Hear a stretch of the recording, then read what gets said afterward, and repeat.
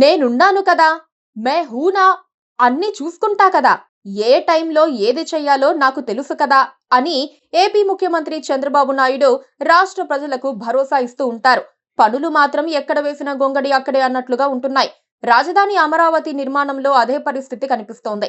YCP మినహా అన్ని పార్టీలు రాజధానికి మద్దతిస్తున్నప్పటికీ ప్రభుత్వం మాత్రం పనులు చేయలేకపోతోంది.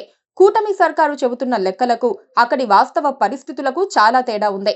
అక్కడ పనిచేస్తున్న కార్మికులపై పురపాలక మంత్రి నారాయణ చెబుతున్న లెక్కలకు, వాస్తవ స్థితిగతులకు చాలా వ్యత్యాసం కనిపిస్తోంది. మే చివరి నాటికి 39.3% పనులు జరగాల్సి ఉండగా కేవలం 16.01% మాత్రమే పనులు జరిగాయి. కాంట్రాక్ట్ కంపెనీల వద్ద మానవ వనరులు లేకపోవడమే ఇందుకు కారణమని చెప్పుకోవాల్సి ఉంటుంది. వైసీపీ నేతల బృందం ఇటీవల అమరావతి వెళ్లేందుకు ప్రయత్నించింది. వారిని కొందరు రైతులు, టీడీపీ శ్రేణులు అడ్డుకున్నారు. పెద్ద గొడవ జరిగింది. రాళ్లు రువ్వుకున్నారు. దానిపై ఎవరి మీడియా వారికి నచ్చినట్లుగా కథనాలు వండివార్చాయి. 3 రాజధానులను పక్కన పెట్టి మావిగన్ అనే మాటను తెర మీదకు తెచ్చిన వైసీపీలో సైతం కొంతమంది అమరావతికి జై కొడుతున్నారు. వైసీపీ వివాదం తర్వాత సీఎం చంద్రబాబు అమరావతిలో నిర్మాణ పనుల పురోగతిపై సచివాలయంలో కాంట్రాక్టు సంస్థలతో సమీక్ష నిర్వహించారు.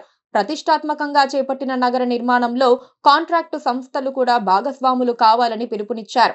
రాజధాని నిర్మాణ పనుల్లో మరింత వేగం పెంచాలని, నిర్దేశిత గడువు కంటే ముందే నిర్మాణ పనులు పూర్తి చేయాలని సూచించారు.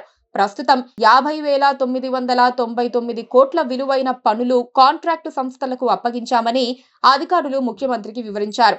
Housing, trunk infra, LPS infra, assembly, high court, సచివాలయ టవర్లు లాంటి ఐకానిక్ భవనాల నిర్మాణ ప్రాజెక్టులు వేగంగా జరుగుతున్నాయని తెలిపారు.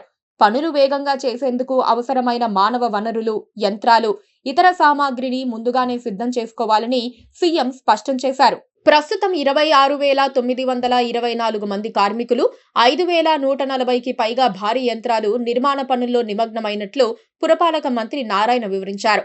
పనులకు ఆటంకం లేకుండా కొండవీటి వాగు, పాలవాగు ప్రవాహాలు సజావుగా సాగేందుకు వాటిని వెడల్పు చేస్తున్నామని తెలిపారు. ప్రభుత్వ ప్రకటనలు నిజమేనా అని ప్రశ్నించుకుంటే క్షేత్రస్థాయి పరిస్థితులు అందుకు భిన్నంగా ఉన్నాయి. ప్రస్తుత వేగాన్ని చూస్తే 2028 చివరకు అమరావతి నిర్మాణం అసాధ్యమని తేలిపోయింది. నిర్మాణ పనులు షెడ్యూల్ కంటే చాలా ఆలస్యమవుతున్నాయి. ఇప్పుడు జరిగిన 16% పనులతో పోల్చితే 100% పూర్తయ్యేందుకు ఎంత సమయం పడుతుందన్నది కీలక ప్రశ్న అవుతుంది. వర్షాకాలంలో ఎక్కడి పనులు అక్కడ ఆపేయాల్సి వస్తుంది. 26,000 మంది కార్మికులు పనిచేస్తున్నట్లు పురపాలక మంత్రి నారాయణ చెబుతున్నప్పటికీ అక్కడ 18,000 మందే కనిపిస్తున్నారు. డజనుకు పైగా కాంట్రాక్టు సంస్థలు రంగంలో ఉన్నప్పటికీ చిత్తశుద్ధితో పనిచేస్తున్నవి చాలా తక్కువన్న చర్చ జరుగుతోంది.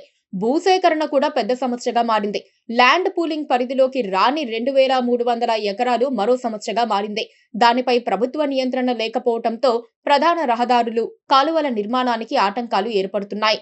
ప్రభుత్వ, ప్రైవేటు సంస్థలకు కేటాయించిన భూముల్లో 10% చోట్ల మాత్రమే పనులు మొదలయ్యాయి.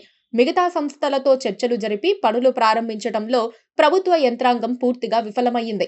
ల్యాండ్ పూలింగ్ స్కీము కింద పొలాలు ఇచ్చిన వారికి కేటాయించే ప్లాట్లలో లేఅవుట్లు అభివృద్ధి జరగటం లేదు.